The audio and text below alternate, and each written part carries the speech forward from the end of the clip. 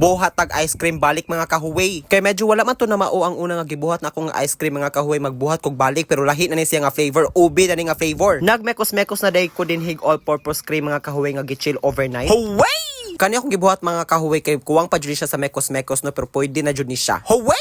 Buo na day ko din hag condense mga kahuway nga ubi flavor. Og mekos-mekos na sad mga kahuway kay mekos-mekos medyo nagdaghan ani nga video. Ay gyud pagkapoy-kapoy og magmekos-mekos kay di niya na mamao. Pagtan-aw na ko nga pwede na mga kahuway, nagbutang na day ko din hag cheese. Wala ra gyud na ako gidaghan mga kahuway kay inig taon-taon magbutang naman sa kog cheese. Mao ni siya mapuno sa kalami sa atong ice cream mga kahuway. Another mekos-mekos na sad, ana man jud ang gugma, mekos-mekoson ka. Huway! Og pwede na mga kahuway, ibalhin na din na siya sa lain nga container. And of course, mekos-mekos na pod. Kay lahi naman sa nga container, so lahi na sa nga mekos-mekos. Huway!